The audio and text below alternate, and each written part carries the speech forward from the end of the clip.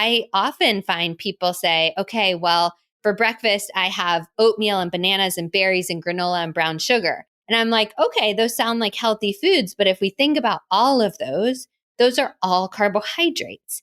That will lead to a sugar spike. So what can we do? We can add some protein, something that's really rich in protein, fat, and fiber already. That's the type of breakfast that I go to because that for sure will keep my blood sugar stable. Yeah, it's how are we pairing these foods together? And by that token, I'm like, eat dessert right after your meal rather than waiting and sugar bombing your body. Welcome to Salad with a Side of Fries. I'm your host, Jenn Trepic, talking wellness and weight loss for real life. We're here to clear up the myths, misinformation, bad science, and marketing to teach you how to eat and how to cheat. Are you ready? I'm having salad with a side of fries. Hey friend, welcome back to Salad with a Side of Fries. I'm Jenn Trepic, your host and health coach, here with you every week for wellness without the weirdness. So this week, we're building on an episode from May 2024, episode 249, called Memory, Why We Lose It and How to Keep It. And in that episode, we briefly discussed that Alzheimer's is unofficially referred to as type 3 diabetes. Today, we're going to dig deeper into this connection between brain health and blood sugar. So let me introduce you to our featured guest. She's a sought-after health and wellness expert who's deeply passionate about inspiring others to feel their healthiest and happiest. Sound familiar? Okay. She's a Harvard graduate MBA and former management consultant who left the business world to follow her passion for wellness by opening the Lyons Share Wellness in 2014. Also, like, our stories are crazy similar. Since then, she's earned a master's degree in holistic nutrition, became a double board certified holistic nutrition and clinical nutrition. She's currently pursuing a doctorate in clinical nutrition and has amassed over 10,000 hours of one-to-one nutrition consulting with clients internationally. She's the author of Start Here, 7 Diet-Free Steps to Achieve Your Ultimate Health and Happiness, a top 10 Amazon bestseller in nutrition. And you may recognize her voice from her podcast, Wellness Your Way. So if you're a longtime listener of Salad with a Side of Fries, you already hear how similar our stories are. So without further ado, I give you Megan Lyons. Thank you so much, Jenn. It's so fun to be here with you today. You're right. We have so many similarities. It just feels like an easy conversation. Exactly. And so friends, by the way, when you finish listening here, click over to Wellness Your Way with Megan. Keep your eyes peeled for episode 199. It's going to air in August, featuring yours truly. A little shameless plug. It's a fantastic episode. I will plug it as well. Awesome. So, Megan, I know we heard a bit of your story in your bio, but I want to hear more. So we'll start there. I'll stop myself from going deeper just yet. Really quick, let's tell our members what they're getting this week. So members, I'm sending you a recipe this week for an incredibly easy protein and fiber packed breakfast. So I heard you. This has been a top request lately. So this week, your recipe is for egg and broccoli breakfast bars. So might be an aggressive phrase to call them breakfast bars, but it's like, an omelet bake of sorts that you can, cut into squares or bars. So they're super easy to make. Make it and then have breakfast for a couple days or use smaller portions as snacks. And you can use this basic framework to then change it up. So if you don't have broccoli, great. Use whatever you have. Like if you grilled veggies for the 4th of July, use the leftovers, right? You probably have all the ingredients already in your fridge. So I love this one. And members, your exclusive pre-sale on tickets to Salad with a Side of Fries Live will be in your inbox on Friday. So mark your calendar, text your friends. Here's your excuse to come visit New York City and join for this live event. Meet your fellow podcast listeners in person. By the way, the swag bag is worth the trip to New York City. I'm so excited about it. So your exclusive pre-sale starts this Friday. You'll be the first to get all the details. So if you want these recipes or early access to Salad with a Side of Fries Live podcast event, be sure you're a member. Go to glow.fm/salad with a side of fries for just $10 a month. You get weekly recipes, a monthly article or tool, extra discounts from me and our partners, plus access to live Q&A sessions. It's a total deal. really a steal because when you take advantage of the full offerings, you save far more than that $10 cost. It's a no-brainer way to show yourself that your health is a priority. Plus, being a member supports this podcast and this community so we can continue to bring you new episodes and experts every week. All right, so all you have to do is go to glow.fm/salad with a side of fries, or just click the link in the episode notes because that's a whole lot easier than remembering a whole thing. Once you're there, you click the little I agree button and then support now. Enter your email and payment info, click subscribe, and you're all set. You'll get this week's recipe for the egg and broccoli breakfast bars and your exclusive pre-sale on tickets to Salad with a Side of Fries Live. All right, Megan. So first of all, that sounds amazing. I'm a huge fan of a savory breakfast. I am someone who always craves sweet, and having that protein and fiber in a savory form in the morning is so huge for my blood sugar. Same. And which we'll talk about in sugar cravings. And also, Salad with a Side of Fries Live sounds fantastic. I'm going to check it out and hopefully be there. Yeah, awesome. Oh, it'll be so fun. So, okay, I want to spotlight on you. Thank you for that, by the way. I agree. We heard a lot of your story in your bio, but talk to us about the part that's not in there that we all have to know about you to have the context for this conversation. Yeah, sure. So the context, as you will relate to and maybe other people, is I have been someone who from a very early age takes everything and tries to achieve my best. I'm very competitive with myself, but I can take things to the extreme. So that will come into context as we take me to college. I, on move-in day, met this really cute guy. He was on the track and cross country team. And so I thought, I should probably try running if I want to get his attention. And so I tried running. I was terrible. It took me several weeks to be able to run a quarter mile, but then I kind of liked it and I started feeling really good. I had never done a sport. I danced, which was active for sure, but not really like sporty. And I had never thought about my nutrition. But then as I started running more and more and more, I was like, maybe I should learn about nutrition. Now, back then, I didn't have social media. I didn't have access to PubMed. I didn't have anything. I read magazines. I read Shape and Self and Fitness and all these magazines. And what they told me is just eat a protein bar for lunch. Like that's the best lunch. Don't worry about real food. Just eat a protein bar. Balance Bar was my I protein remember bar those. And just like spend 2 hours on the elliptical every day. So here I am, like this high achiever. Let's go. 2 hours on the elliptical, Balance Bar for lunch, check, check, check, check. And actually, I felt good at the beginning, which is the part that I think some people skip over. But I did. My body was changing in a way that I really liked. I felt energized until I didn't. Exactly. Several months later, it started really declining. And I was like, well, you know, this is a stressful place. College is hard. Don't worry. Maybe I should just push harder and harder and harder. So this continues for several years. I ended up going to a doctor's office when I was 23. And looking back, I feel very grateful that she ran hormones because I don't think that was a very normal thing. But she did. And she came back with my results and she looked at me and she said, this is weird. I see mostly postmenopausal women and your hormones are lower than hers. And I don't really know why. You must have to be on medication for the rest of your life. And right then I knew that was not the answer for me. Now, I'm not totally against medication. Like certainly there's a time and a place. So that's awesome. But at 23 years old, when I knew my lifestyle and diet had probably caused this, I also knew I could reverse it.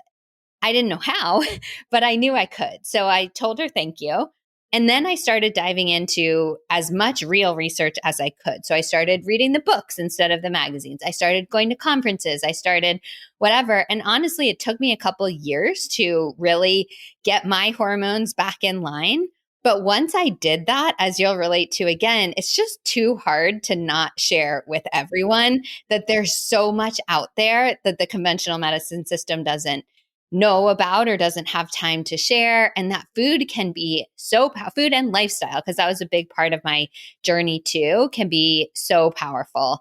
And it's just been such a joy. I didn't leave right then. I stayed in consulting, but I left in 2014 and haven't looked back a day since. Yeah. So, from growing up dancers to like being in, the business side. And I know our stories are so crazy similar, but and the part that I love that you highlighted, because we've all had this experience of like, we start to do the thing that we see now on Instagram or read in the magazine, and it does quote unquote work for a finite period of time. Yep. And that's the thing. Then when it stops, quote unquote, working, we think it's something wrong with us. Yes. Rather than what I always say, and I know you say this too, it's the plan that failed, not you. Yes, exactly. Yeah. And so we're going to focus on today, like this connection between blood sugar and brain health. So speaking of, what we notice, what might somebody be experiencing to indicate that this conversation might be about them or someone they know? Yes. Well, the funny thing, or the really cool thing, if we think about our bodies, is that all hormones work together. So we, as like the average population, thinks of, okay, my period comes from estrogen and progesterone. My blood sugar comes from insulin. My hunger comes from ghrelin. My thyroid hormones, those do their own thing. Whatever, there are all these other hormones that people think work in isolation, but they all work together. So in my case, the symptoms that this practitioner tested for me were my estrogen and progesterone. But I guarantee if she had tested my insulin, my cortisol, for sure, I believe cortisol was a main driving factor in my own case, whatever, all these other hormones would have been a little bit out of whack too. And people have heard the analogy of a symphony, but I like to think of one player, like maybe it's the violin or whoever, going a little rogue. They forgot the plan and they started doing a solo. Well, what are the other players of the orchestra going to do? Maybe they start playing louder to cover up the violinist, or maybe they just stop for a little bit and like try to give the violinist a solo, or maybe they try to speed up and match the violinist. You never know, but they're trying to compensate for that other person in the orchestra. And our hormones do the same thing. So the answer to your question, what might people experience if they're having some blood sugar dysregulation? Honestly, it could be so many things. Most commonly, I see that slump, energy slump, that craving. I need chocolate, I need caffeine, or I need a nap a couple hours after lunch tends to be the primary one. Some extra belly fat around the middle can be related to blood sugar. Brain fog is often related, like, man, I just can't really be as productive, or I keep forgetting things. That could be related. Cravings for more sugar than you're used to, or more refined carbohydrates. Then other symptoms of other hormones can be various, but that's where I see to start. Yeah, excellent. And I also see too, like adding to that, even anxiety and depression, like mood, especially like mood swings. But also just not feeling like yourself. Like you can't quite put your finger on it, but it's not quite right. That's exactly right. I love that you're bringing in mood, because for sure I see those two going together. And your phrase was very appropriate. I used to say out loud, it feels like there's someone else in my head making me be in a bad mood. And I don't want to be in a bad mood. It's just coming out that way. That's how it really felt to me. That's a sign. Like, of course, things happen. We're all in a bad mood. And if there's a reason for it, great. I'm not saying necessarily you have a blood sugar issue. But if that's constantly happening, I think that could be a great sign that you have a blood sugar issue. Yeah. And so, like you and I, so many of our listeners are incredibly bright, well-educated, accomplished individuals, right? Yes. So let's talk about the connection between all of that brain power and fueling ourselves, because the brain needs fuel. Yes. Yeah. The brain doesn't weigh very much. I wish my brain weighed like 30 pounds or something like that, because it's one of my favorite organs, but it really doesn't. It's very light. And yet it consumes, depending on the state of what you're doing at the time, whatever, it consumes like 20 to 25% of our energy through the day. It is not 20 to 25% of our weight. So what we know is that's a fuel sucker. It needs to be well nourished. And that does involve macronutrients. So glucose is a very easy burning fuel for the brain. But then also micronutrients are very important for the brain. So if we think about all these vitamins and minerals and fatty acids and all of this kind of stuff, super important. The brain gets priority also. So let's say I have very limited fatty acids and my brain is going to utilize them. Well, then I might get dry skin or something that people think are totally disconnected. That might be that you're just not taking in enough to fuel your brain and it's prioritizing that over the skin. But it's always all connected. Yeah. And then speak to a little bit about the translation into like neuroinflammation. Yeah. So when we have inflammation that's acute, this is a really good thing. I'm sure your listeners have heard if you sprain an ankle or something like that, that gets hot and puffy and swollen, and that's good. Your immune system's doing its job. It's fixing that tissue, whatever, all good. But then when that inflammation goes systemic and it's all throughout our body, our immune system's like, whoa, there's a whole problem everywhere. And then our whole body starts to feel maybe hot, swollen, puffy, all those things that your ankle should have felt. And when that inflammation goes systemic, then it can get up into the brain. And that is not good. Inflammation in the ankle, fine.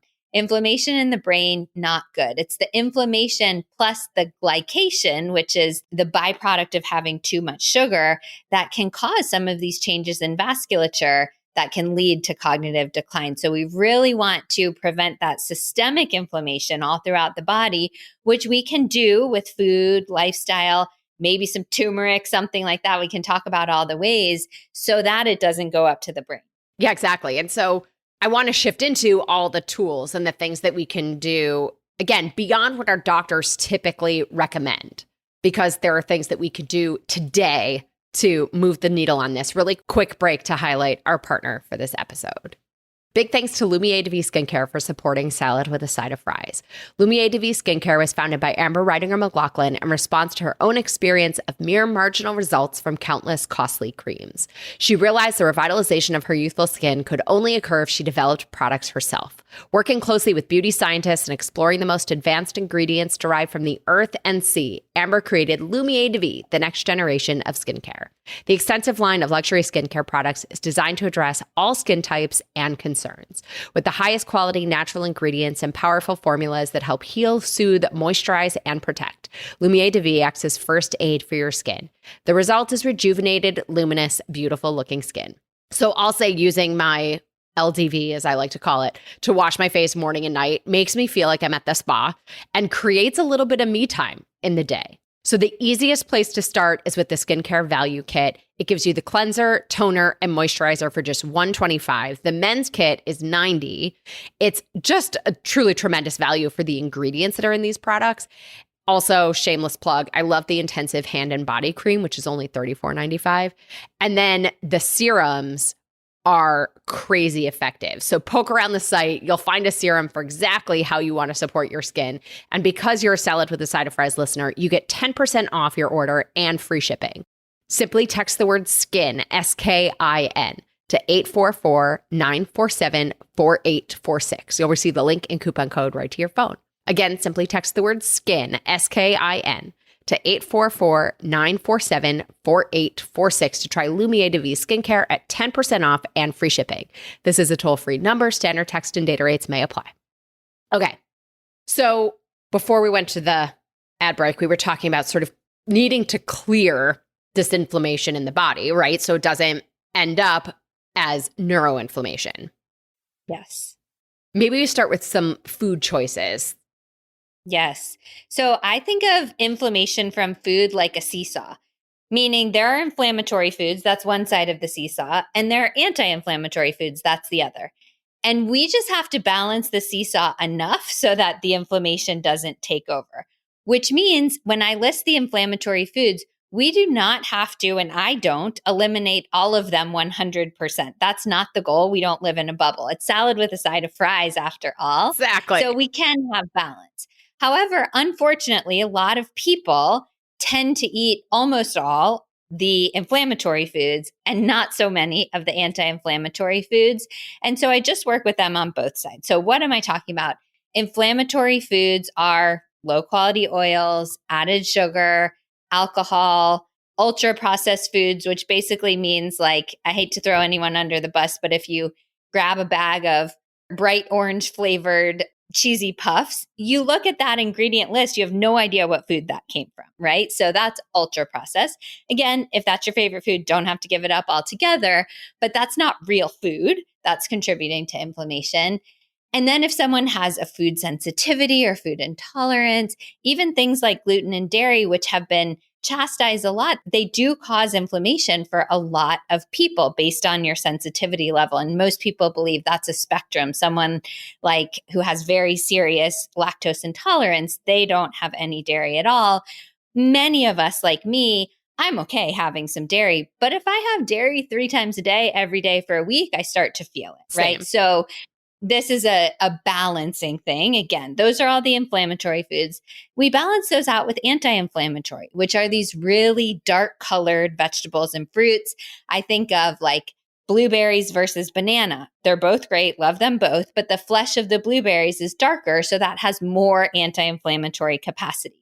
Or kale versus iceberg lettuce. The flesh of kale is darker, so more anti-inflammatory capacity. So dark colored fruits and vegetables, healthy fats, water, some of these potent herbs and spices like turmeric, ginger, boswellia, all of these kinds of things can be anti-inflammatory. And then the big one that we always often forget, stress relief, meditation, sleep, all of that kind of stuff is anti-inflammatory. So for anyone listening, I would encourage you to think, okay, in your normal day, where is your seesaw tipped? Is it maybe tipped a little to the inflammatory side?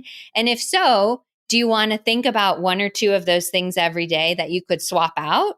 Or do you want to really add in some more of the more water, more sleep, more dark colored fruits and vegetables, or maybe both? We just have to shift it a little bit. We don't have to go all the way to one side.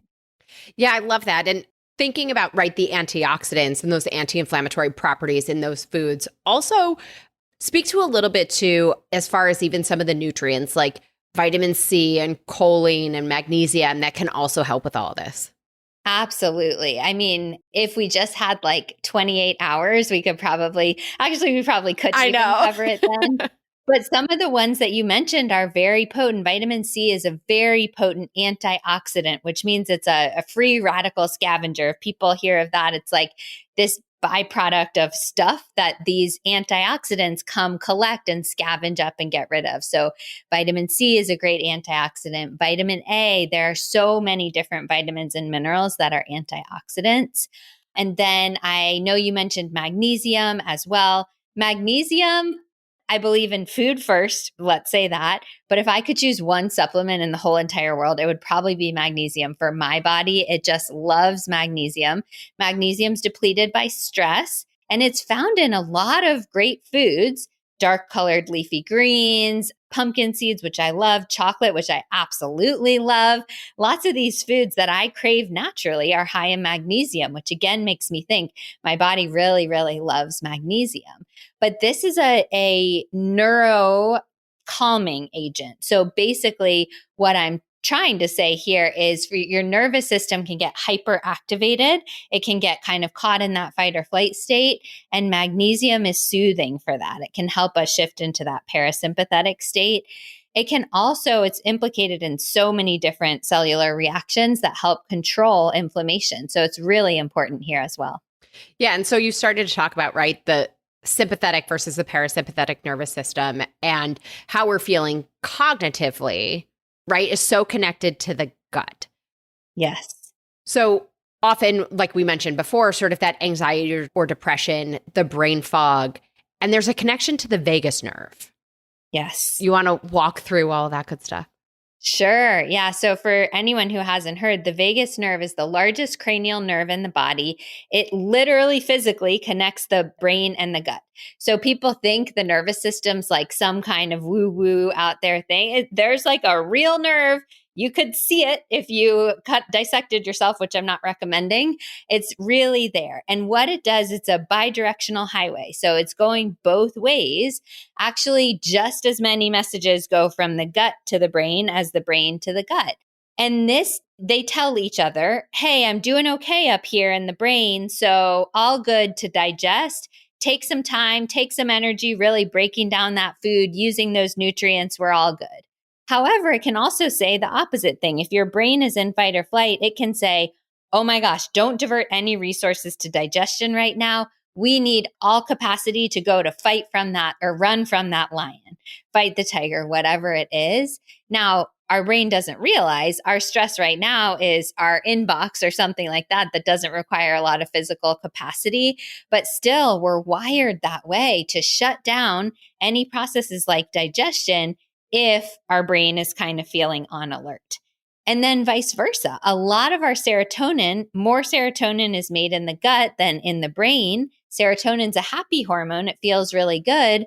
But if you don't have the right bacterial balance in your gut, you're not going to be making enough serotonin. So then it's this vicious cycle of if the gut's not happy, then the brain's not happy. If the brain's not happy, it tells the gut not to be happy. And it can spiral down. It can also spiral up, though, if we figure out how to improve our gut health. Absolutely. And things that we can do to tone the vagus nerve, like, humming is a great one. Yes. The Valsalva maneuver, which is like, if you've ever had your ears plugged from the airplane, the thing that you do. Yes. Yeah, exactly. What are some of your other favorite vagus nerve toning tools? So true favorite, meaning like the one that I do most, is breathing exercises. I resisted this for a long time because I thought it was, I guess, like a waste of time. But it's not. It's really, really great. I have no affiliation with the app Othership, but I like that. And there are so many other great breathing exercises out there that directly activates the vagus nerve. There are things like gargling that really, I don't practice on a daily basis, but I think it's really cool that activates the vagus nerve. There's a lot of different schools of thought in terms of whether PEMF or vibration or any of these other kinds of, like the Apollo Neuro is a cool device that's trying to do that.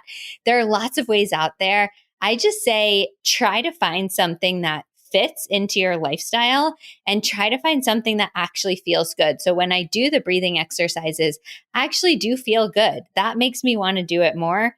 That's great. If you're going to do humming in the shower and that feels awesome, great. Stick with that. Whatever will work for you. Yeah, agreed. It's like the best thing to do is the thing you'll actually do, Yes. Yeah. And so pulling this together, right? We're talking about the connection between blood sugar and brain health. So we talked about balancing, the inflammatory and the anti-inflammatory foods, or the pro-inflammatory and the anti-inflammatory foods. I talk about blood sugar all the time. I know you do too. Draw this connection for us and some of your favorite tips for eating to balance blood sugar and why that's so important. Yeah. Yeah, absolutely. So bringing it back to brain health, which we talked about, and Alzheimer's being called type 3 diabetes, when we have that neuroinflammation and we have this glycation going on, which is like sticky sugar coating everything in our body. We don't want our cells to be sticky. If anyone has had an A1C or hemoglobin A1C metric, that's measuring how many of your red blood cells are sticky with sugar. That's actually what it's measuring. And we don't want our brain cells, our neurons, our vasculature in our brain, we don't want all that to be sticky. But if we have elevated blood sugar consistently over time, that glycation and the inflammation both go up. So when I start talking about this, I don't want people to be scared. Like if you happen to have, maybe I say jelly beans or something like that as I go through these examples. If you happen to have jelly beans on your birthday or at the fair last week once, like you're fine. But if we're eating jelly beans 3 times a day, every single day, and we're not balancing them out, we might not be fine. So this really is something that we consider long-term. Please, no one get in a panic about anything that I say. But that said, to keep our blood sugar stable, we really want to focus on pairing our carbohydrates with protein or fat or excess fiber. Fiber, I say that last because it is a carbohydrate. So it sounds kind of weird in my brain to say pair a carbohydrate with fiber because it already is. But fiber, protein, and fat are things that stabilize out that blood sugar. So let's say I wanted to have jelly beans for whatever reason. What could I do to mitigate that spike of blood sugar from the jelly beans? Because let's say I just ate jelly beans on an empty stomach. Maybe it goes up, my blood sugar goes up 50 points or something like that. It crashes down. I don't feel good. I don't want to do that. But what can I do to have those same jelly beans and just make it like a little hill instead of a spike? I could have some chicken and avocado with the jelly beans, which I think no one has ever done ever, but it would work for your blood sugar. I could go for a short little walk after having the jelly beans. That postprandial 10-minute or more walk is really effective. There are even things like I could take some apple cider vinegar before the jelly beans, or I could put some cinnamon on my jelly beans. There are lots of things that we can do. I think what people miss are the basics, the protein, fat, or fiber. So maybe a more realistic example, because not everyone listening is eating jelly beans all the time. But let's talk about some healthy foods. I often find people say, okay, well, for breakfast, I have oatmeal and bananas and berries and granola and brown sugar. And I'm like, okay, those sound like healthy foods. But if we think about all of those are all carbohydrates. That will lead to a sugar spike. So what can we do? We can add some protein. Personally, I think putting an egg in the oatmeal is really tasty. Some people think that's weird, but whatever. You can make cake batter oatmeal with protein powder in there. You could put chia seeds. You could put almond butter. There are lots of things you could do. Or we could trade altogether to the broccoli breakfast bar, whatever that you said at the beginning, something that's really rich in protein, fat, and fiber already. That's the type of breakfast that I go to because that for sure will keep my blood sugar stable. Yeah, same. Right? It's how are we pairing these foods together? And by that token, I'm like, eat dessert right after your meal rather than waiting and sugar bombing your body. Absolutely agree. Yes. Yeah. So you started to talk about some of the things that people do or overlook. So what are some of the things that you think are highly underrated or underprioritized that we'd all be served by doing more? For blood sugar specifically or just in general? And sort of that connection between brain health and blood sugar. Yeah. So the first one's non-sexy, but I'm going to say it anyway because it's always what I believe in the core of my being. It's non-starchy vegetables. Yes. I know that people know this. No one out there listening to this podcast has not heard that vegetables are healthy, but it's very underrated or under-practiced, meaning when I have my first consultation with someone and they're like, oh yeah, vegetable. Yeah, I eat vegetables. And then I ask them like, could you track just for a week how many vegetables? You don't even have to measure or tell me which vegetables, just like put a tally. And oftentimes they're like, oh yeah, actually I wasn't. Those are so important for brain health, for blood sugar, for everything else. So lots of non-starchy vegetables. I think probably the second underappreciated is that short little walk. For me, you heard some of my history on exercise. I still love exercise. I just know how to balance it better for my body now than just running all day, every day. But I still love exercise. And I would love to exercise every single morning and then sit on my butt all day and never do anything ever again. But that's not good for our blood sugar. We really do need some movement throughout the day. So I have like a little rebounder trampoline that I'll just bounce on. Or I'll get up and I'll do like 10 squats. It doesn't have to be fancy, but movement throughout the day is excellent for your blood sugar. Preach. Yes. All the things. And I'm going to add to that sleep. Yes, absolutely. Yeah. It's amazing. I wore several continuous glucose monitors. I don't wear one anymore, but I think it's a really cool tool to learn about this stuff. And I could do all the things right. I put air quotes for those just listening because I don't really think there's such a thing as perfection. But let's just say I had a perfect day, whatever, of food. And then I would look back at the report and be like, whoa, my blood sugar was definitely not perfect. Oh, I didn't sleep well the night before. That overrides all of the food decisions. And it doesn't have to be perfect again. But if you know you're chronically undersleeping, it's going to be tough to get your blood sugar regulated. Yeah. And most of us, by the way, are undersleeping. Yeah. Absolutely. Yeah. So maybe the opposite side of that coin. Can't wait to hear your thoughts. What are some of the things that you think people are doing that are maybe overrated and not necessarily worth prioritizing or the effort and energy that it takes to make them happen? Really good question. I'd love to hear your thoughts too, because I don't think I have great answers. One thing that I think is people put a lot of effort into, oh, I saw this supplement on Instagram for blood sugar balance, whatever. And yes, there might be some clinical research behind it. There might be some efficacy, but there is no supplement in the world that will allow you to just eat those jelly beans all day without anything else and still have good blood sugar. So I just encourage people to pay attention to the foundations and not necessarily get too far off track there. I think people, myself included, when I first put on my continuous glucose monitor, I got caught in the trap of like, oh my gosh, I just ate blueberries after a meal and I saw this slight elevation in blood sugar. I should have a flat line. And that's actually not what we need. The human body is designed when we have carbohydrates, even healthy ones like blueberries, it's designed to go up a little bit. So do we want those drastic spikes and crashes? No. But if you eat carbohydrates and your blood sugar goes up a little bit, well, yay, you're a human, your body's functioning appropriately. So I think those charts that we might see on social media of someone with a perfectly flat line all day, that's not the goal. Yeah, agreed. Agreed. I think to that point, almost like hyper focusing on the details and the data. Like I love collecting the data, but I think, again, we want context and bigger picture versus the hyper focus. I also think I put them all in the category of the biohacks, right? Like the cold plunges and the things like that. I mean, I've done a few episodes on this, right? Like I just think we prioritize these hacks over the fundamentals like we were talking about here. And again, you can't supplement your way out of poor nutrition. We can't cold plunge our way out of sleeping. Totally agree.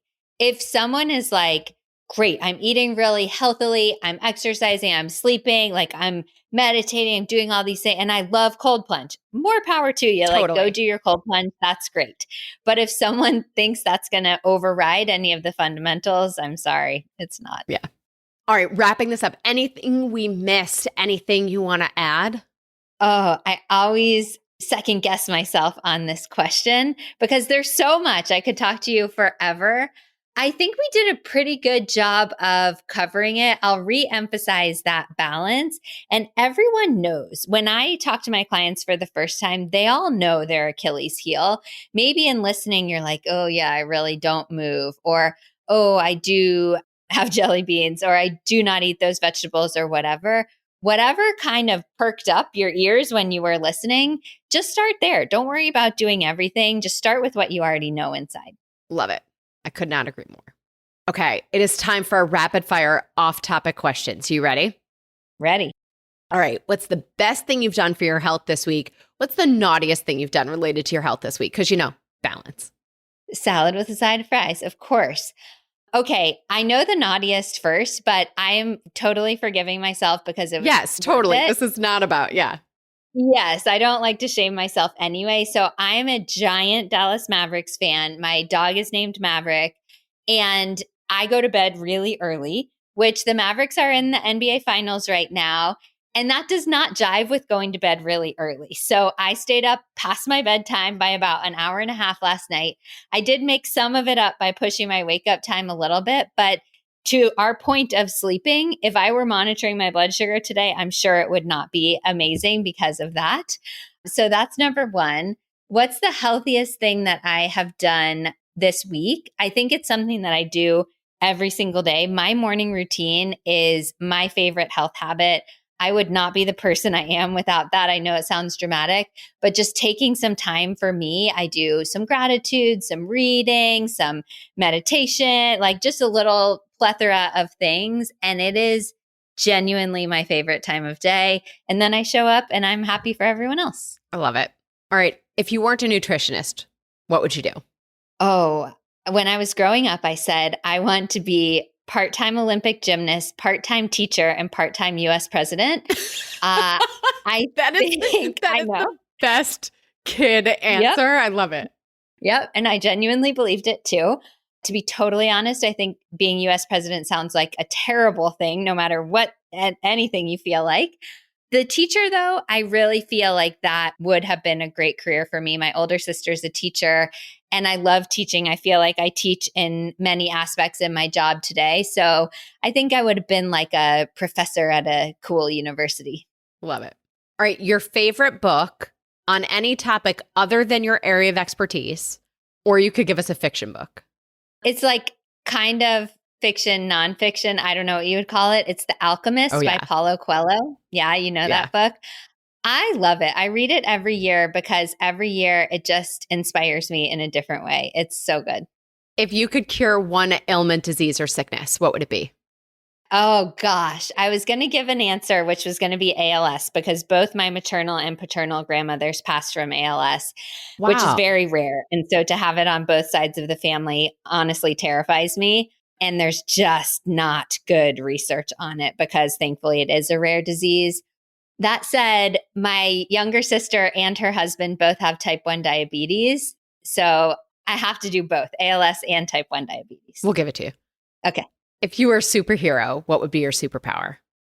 Oh, what I want to, I don't know how to verbalize this, but I want to say like giving people a metaphorical hug. I don't have to be weird and walk up and actually hug everyone, but just being like, hey, it's okay. You're doing great. Everyone is so, myself included, everyone just needs like a little pat on the back sometimes. Love it. What's your biggest pet peeve? I feel like it used to be chewing very loudly, but my husband has, by the way, the end of that story, which I didn't tell, I married the guy who I started running for in college. Oh my God, that is the best tie back ever. Yeah. He happened to chew really loudly too, but I overlooked it. And now it's 21 years later and he's awesome. But I think my current pet peeve, it's one that I worked on myself too, is like over apologizing for everything. Ooh, that's a good one. All right. Yeah. Last question. In your opinion, what's the next frontier in wellness? This is amazing. A true bio-individual gut test. I think we're getting there. I use some gut tests. They're cool, but we're not quite there. People are so hungry for that printout that says yes to this food, no to this food, yes to this supplement, whatever. And I think the gut is the pathway there. I bet we're like 10 to 15 years from it, but something cool is coming. I could not agree more. Well, thank you so much for being here. Just truly appreciate your passion, your energy, the way you explain things. Tell everybody how to connect with you, where to learn more. Of course. My website is thelionsshare.org, LYONS share.org, and everything is there. Podcast, social media, blog, how to work with me.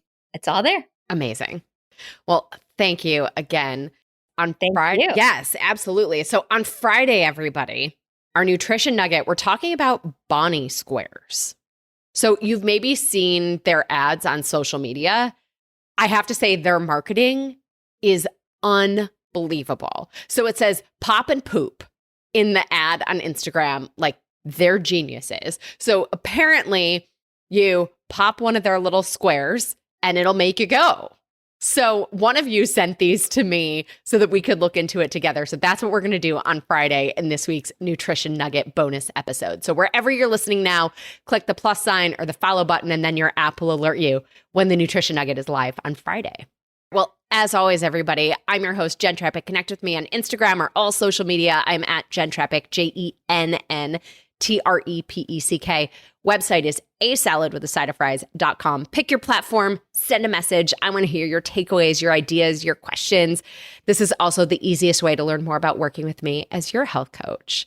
Megan Lyons, thank you again for being here. Thank you, Jen. It was fun. Always. And friend, if you are not already, join our membership by going to glow.fm/salad with a side of fries. This shows your support for this podcast, this community, and most importantly, it supports your health.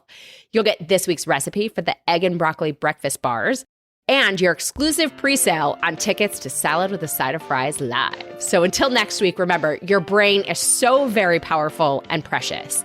Let's take good care of it. Well, friends, that's it for today's episode of Salad with a Side of Fries. Congratulations for making yourself and your health a priority.